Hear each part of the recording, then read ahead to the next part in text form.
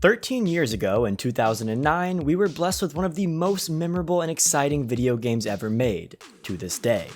Call of Duty Modern Warfare 2. This game reached new heights in the gaming industry and set the standard for what an online first-person shooter should look and feel like. And I know you played it. Hours and hours were spent in multiplayer with your friends, quickscoping, laughing, and goofing off until late into the night, making memories that you're still nostalgic about to this day. You often reflect on these memories and try your hardest to recreate them today, but it doesn't feel the same. Games just don't hold your interest for long. You often open up your library and stare emptily into it, trying to find something exciting to play, and you aren't even immersed into the games that you finally do decide to play. You're distracted, bored, and burnt out with gaming, and games just don't feel fun anymore. But this isn't only happening to you, it's happening to tons of people. I posted a poll on my YouTube channel and 6,700 people responded, with 48% saying that all of these things have happened to them recently. What's happening? Is it that games aren't as good and that nothing will ever compare to the glory days of gaming, where games like MW2, Minecraft, Assassin's Creed, and Far Cry were in their prime? Where your rose-colored glasses tinted your entire experience and your younger self would enjoy amazing games that can never be replicated? No, unfortunately, it's not that simple. The reason you aren't enjoying games anymore isn't because of the industry, it's because of you. Now think back again to 2009. What were you doing in your life? Were you the exact same person that you are now? Did you do the same things for fun, talk to the same people, live in the same house, and have the same skills and hobbies? Unless your life has been stagnated for the last 13 years, which is probably a bigger problem, it's likely that you're an entirely different person than you were back then. And the entire world is different. Social media is taking away more and more of your attention, things have sped up, gotten more chaotic, more expensive, more stressful, and a bit more toxic. Well, maybe not the last one. MW2 lobbies were pretty bad. So, with everything in the universe in an entirely different place than it was back when MW2 released, why are you still buying the new Call of Duty games, trying to play the same thing that you did back then and expecting these same emotions and feelings to happen inside of you when you are an entirely different person? But obviously this is a surface level analysis, so let me reframe it into something a bit more cohesive. When you see people who play video games for the first time in this day and age, you see the exciting, almost childlike quality of exploration and learning taking place in their brains. Their crazy reaction to them entering the Nether for the first time in Minecraft, or them learning that you could attach balloons to enemies and make them float away in Breath of the Wild, is as entertaining for you to watch as it is for them to experience. Rasputin's Gaming as a Non-Gamer series captivated millions of people on YouTube because of how cool it is to see someone experience something for the first time when you're so familiar with it. Think about the excitement of showing somebody a band that you've been enjoying for years. If they enjoy it, it makes you happy. You may know the entire meta and the ins and outs and the most efficient ways to beat the game and the best guns and spray patterns and all that jazz, but for them, they know nothing, and ignorance is bliss. You see them enjoying the game how you used to, and it makes you long for that experience again. And while it is impossible to unlearn a game or gaming as a whole, there is still a solution. And I'm going to talk about that solution right after I talk about a solution to a bigger problem: being held back from pursuing the career that you want. That's why I'm excited to talk about the sponsor of today's video, Southern New Hampshire University. SNHU is one of the largest accredited nonprofit degree offerings in the country, and they feature over 200 degree programs that could advance you towards the career that you want. They even have programs for game programming and development, which could be a great step to get you started in the gaming industry, which I think many of you guys would love. There's no set class times, and you could work wherever and whenever you want for these degree programs at very affordable prices that are actually some of the lowest in the country. You could even join clubs, attend mixers, and hang out with your fellow students entirely online. And if you've already started college and never finished, SNHU will let you transfer up to 90 credits, which is 75% of a bachelor's degree. So if you want to kick off a new career or take your current one to the next level, click the link in the description to get more information and browse all of their programs. Thanks again to SNHU for sponsoring this video. I recently read a book called Flow: The Psychology of Optimal Experience by this guy. I'm not even going to attempt to pronounce this, but I'm just going to call him Mahali from here on out. The book talks about finding happiness and fulfillment in life by challenging yourself and utilizing enough of your psychic energy to enter a flow state and immerse yourself into your experiences. This flow state can only be achieved by challenging yourself.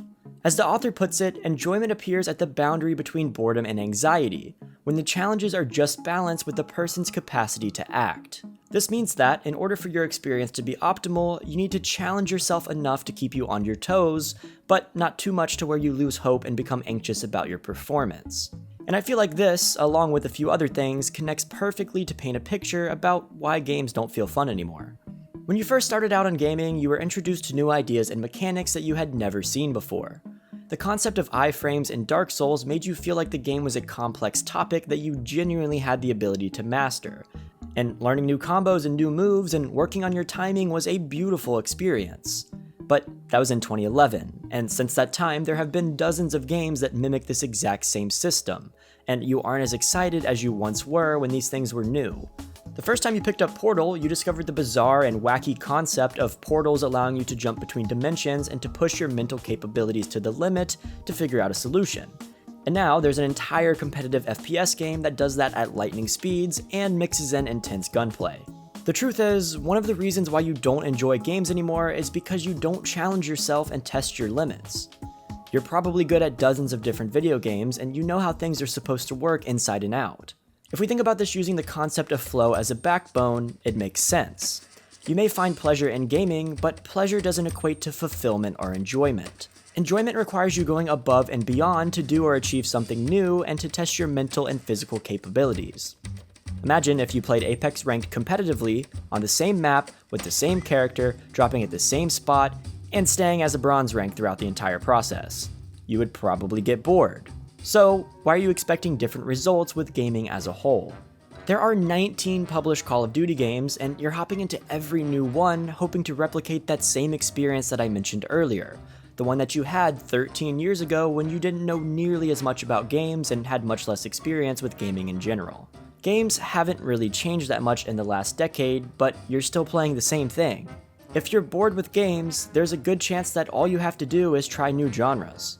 I felt myself getting bored of the usual competitive FPS everyday games that me and my friends would play after a long day of work.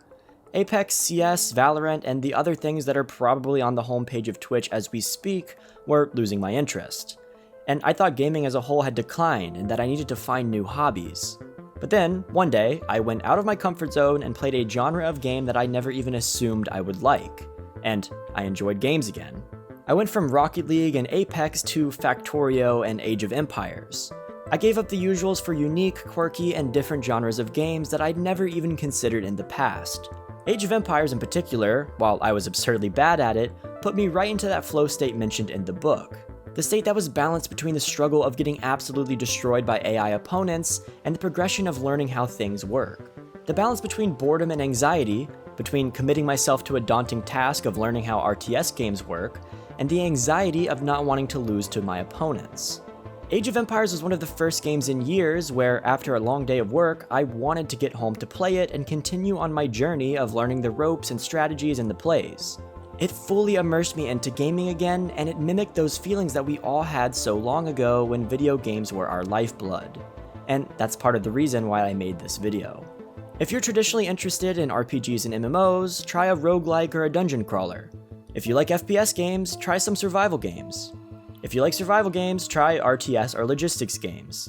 City builders, farming sims, strategy games, there are hundreds of different video game genres, and if you spend some time looking into them, you'd be surprised how many of these games you would actually like if you gave them the chance. Take Factorio for instance. What the actual f*** is this? Why would I want to play a game where my goal is to sit there and try to brainstorm the most efficient way to set up some stupid-ass conveyor belt system to eventually pick them all back up again and repeat until I reach some meaningless goal? Where's the action? Where's the explosion? Where's the competition? That's what I thought a while back before I dove into this little factory game. And let me tell you, holy shit, I was wrong. Factorio, after I gave it a chance, ended up being the most mind-consuming, addicting, and satisfying game I've ever played.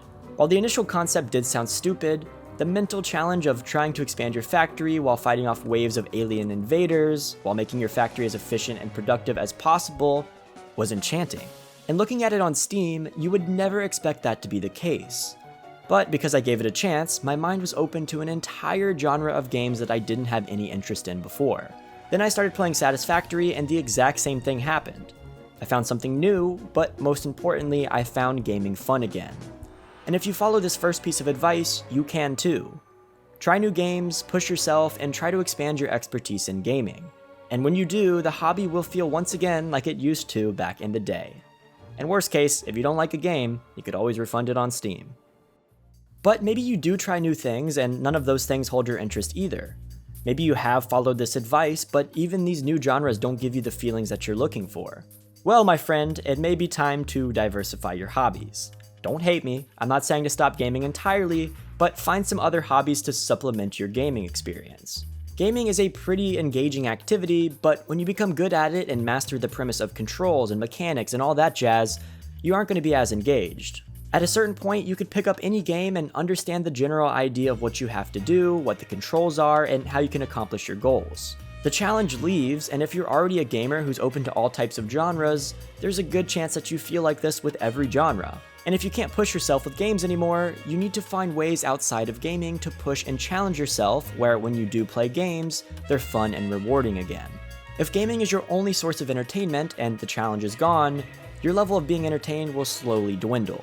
While I haven't played every genre and I'm not good at most games, supplementing my gaming hobby with other things to do made me play games less frequently and enjoy them much more when I did play them. I started reading, wakeboarding, playing the guitar, and trying to grow plants. These things are all intrinsically rewarding, and diversifying my sources of entertainment helped me to enjoy all of them immensely.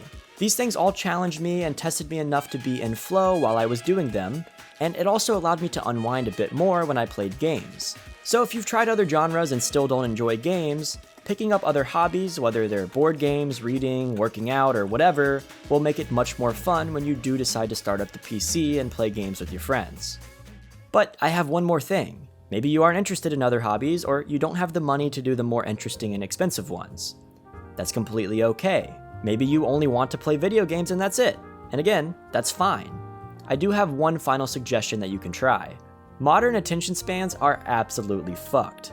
Social media, text, busy-ass lives, work notifications happening at home, you have to cook dinner for the kids, your spouse wants to spend more time watching TV with you. There are so many demands on our attention, and it's hard to get some peace and quiet when you need it. Distractions are everywhere, and they seem impossible to avoid. And believe it or not, that could be one of the reasons why you don't enjoy games anymore.